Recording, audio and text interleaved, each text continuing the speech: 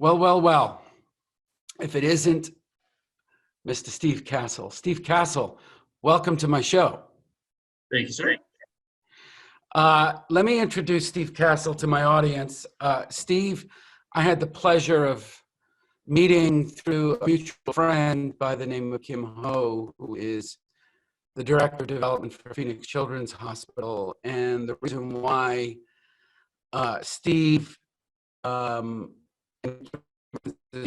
is a benefactor to the hospital. Steve makes generous donations to the Phoenix Children's Hospital, and I have a personal story at the hospital because my son went there and has a rare disease. Thank God he's okay. So I have a strong affinity for the hospital as does Steve, and that's how we met. Steve, his occupation is he's a realtor, mostly residential, does some commercial, but that's not what makes Steve interesting and why he's on the show. If it gives you any understanding that Steve is a benefactor to the hospital, it tells you that A, he's successful, B, he gives a shit about kids and good, meaningful causes. And as you all know, this show is about gas. I interview people I consider a huge gas problem.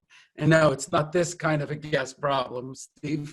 It's a gas problem, you know, give a shit. And that's the one thing that nobody can teach you. You can't take a course in, you can't get certified in, you can't get trained in, you can't read a book on. Everybody has a certain level of gas baked in them, some more than others. And the purpose of the show is to expose these people who live with an incredible level of gas to the world and how differently they think, how differently they live their lives, and how that affects their work and the outcomes in their lives. So let me tell a little bit further about Steve. Steve is only has gas and cares about children. He cares about people. I mean, this is a man who knocked at my door one day to give me holiday cookies during the holidays. You know, and he does that one by one, person at a time, who he feels has made a difference in his life. So he tries to make a difference in other people's lives. So Steve is, he lives his life differently. And there's no reason, I mean, there's, now we understand why he's a success in real estate. So Steve, welcome to my show. Thank you. Good morning.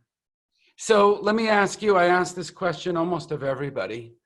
Where do you think this level of gas that you have that resides in you, where does it come from? Where do you think that comes from for you? I don't know. I get it's a good question. Well, let's dig, because I know, right? the purpose of the show is to really help people understand what gas is, where it comes from, and how it can make a difference in their lives and the lives of others. So let's dig.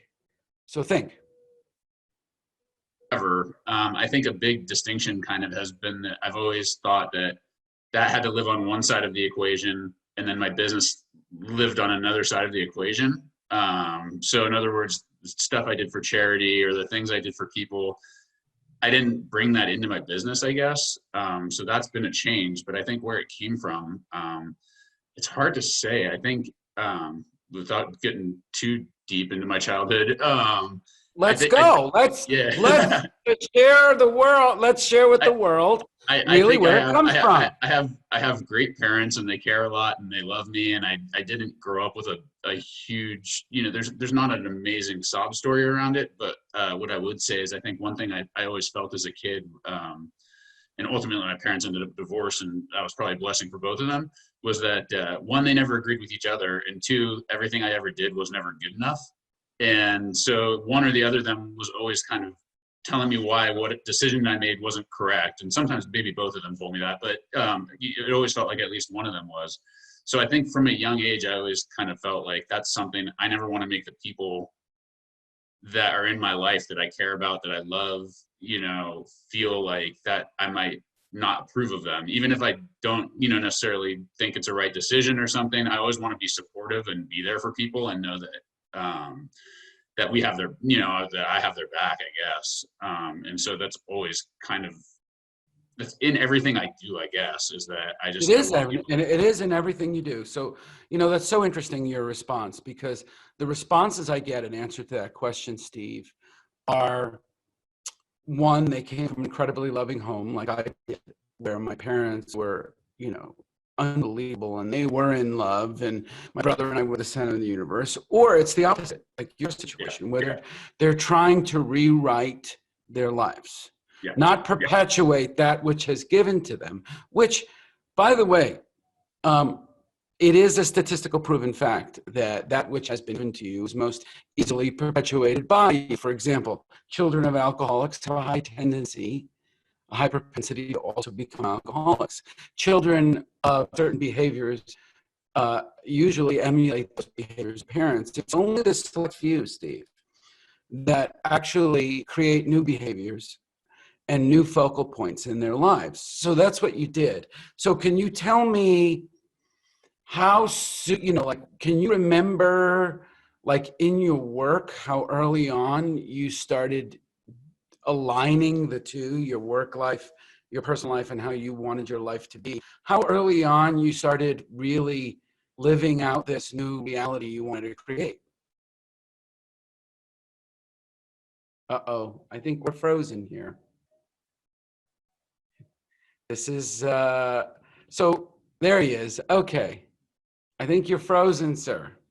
So it's always been there in the sense that pretty much since we started doing the business, we've always tried to do stuff with charity, be involved. I can remember just starting in the business and my wife and I filling up our truck with turkeys for Thanksgiving and delivering them. I think we bought like 50 turkeys and delivered them to somebody, like a shelter. Somebody had posted something. So we've always been doing things like that. I never really thought about operating my business, I guess, from this mentality. Like, my business was always statistics and numbers and how many contacts and how many appointments and, that kind of stuff.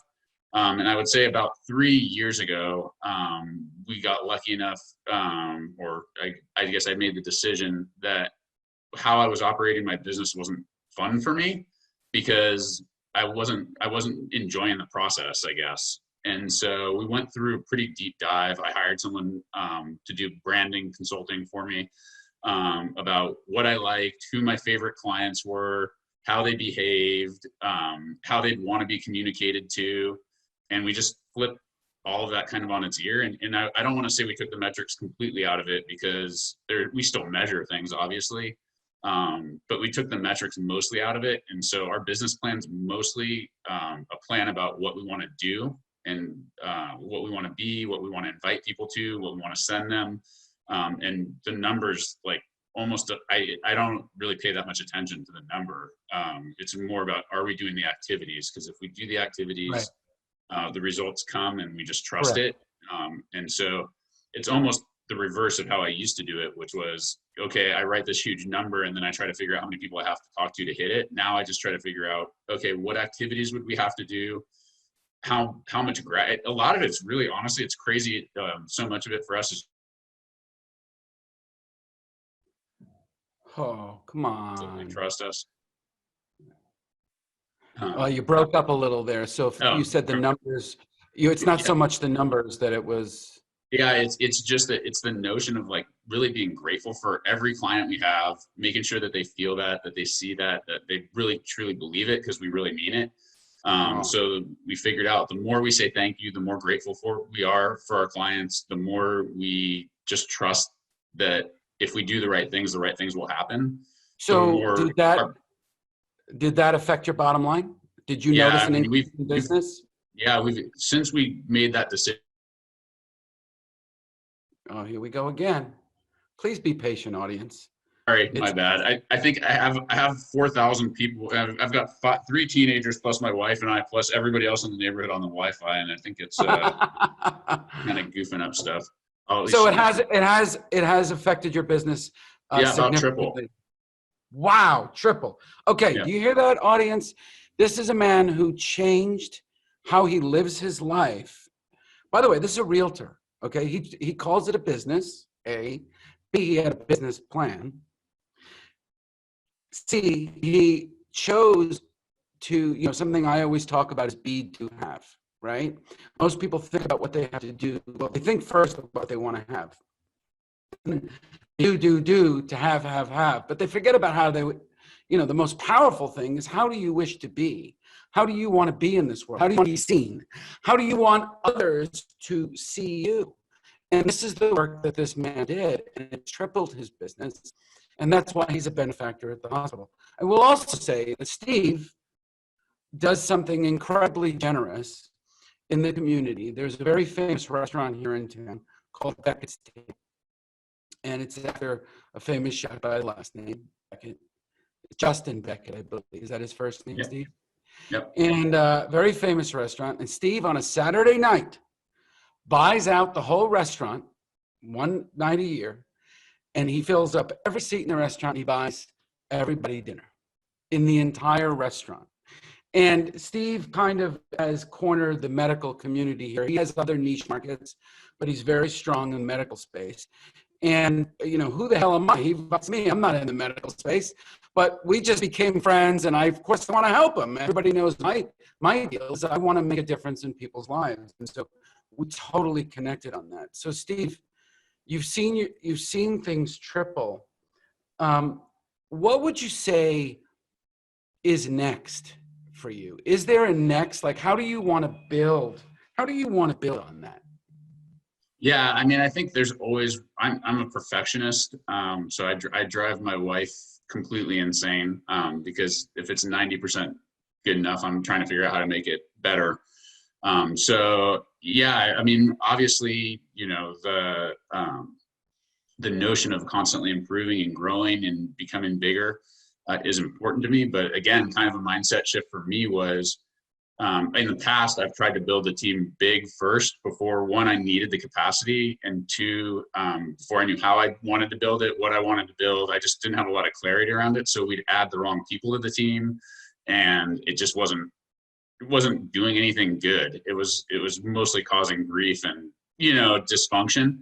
And so we changed that and just said, basically, we're only going to add people when we need it. Like when everybody's to a place where they're like, we're so busy because so many people are sending us their friends and family and all these people, then we'll add another person when we need to. And so we're actually just getting ready to hire somebody else to handle essentially like our blogging, social media marketing. Yes, your blogging and social media marketing. I see you have stopped once again. I'm still going to post this video, so my audience, just be patient. This man is worth listening to, so hopefully he will unfreeze soon. Steve, if you can, there you are. So you're hiring a social media person. By the way, you should contact me for that because I might be able to make some decent referrals for you.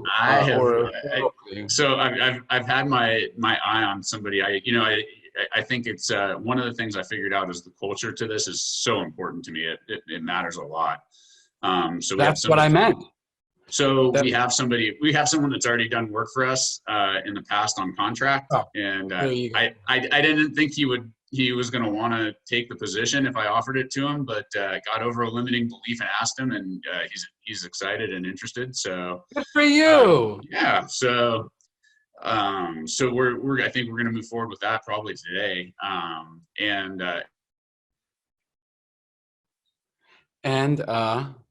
Oh boy.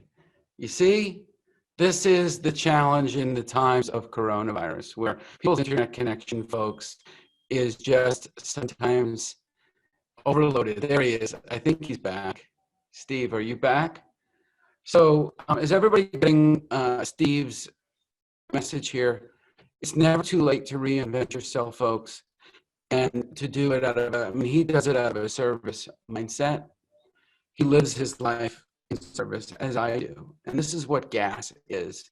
Gas really is that level of how much can you really care. And this man demonstrates it in his work. So I think he's back. I can see movement now. You're talking, but it just freezes up. Sorry. Yeah. So that's incredible. So I was just narrating to keep the conversation going because you freeze at chunks at a I'm sorry. time. So no, don't be sorry. So listen, all of that, like I think I cut out, but the notion of all of that is, especially for our sellers, having someone in-house that can do some additional. There he goes again. So I think what we're going to do, Steve, is we're going to cut this a little short. So I'm going to ask you when you come live again, how people can get in touch with you. His name is Steve Castle, Castle. You can find him in LinkedIn, and when he goes live again, we'll give you information. If you're looking to buy a home or transact maybe or sell a home or even a commercial property, he does some commercial as well. But you're really looking to align with someone or a group of people who believe in something very strongly. And what they believe in is, look, you can find realtors out there, folks. There's lots of good ones. But if you want to work with somebody who believes what you believe, that they want to make a difference in people's lives and they want to bring joy to people's lives every day and show appreciation, then this is the person you should talk to. So I gave them the spelling of your name. How would they get in touch with you otherwise, Steve? You can do cell phone, 602-881-6228, or Steve at castlegroup.az.com. CASTLE Group AZ.com. Yeah. Steve, I cut it a little short because your internet connection sucks. But I love you, sir. See, you've even frozen again. So folks, thanks for listening. Thanks for dealing with Steve's really shitty internet connection. But this is a special person. He deserved to be on this show. This man lives his life with gas. So folks, see what it did for his business. See what it's done for his life. It can do the same for you. Steve, thanks for being on my show. Thanks, buddy. Appreciate it. We'll do it again when you can hear me. Okay, great. See you, buddy.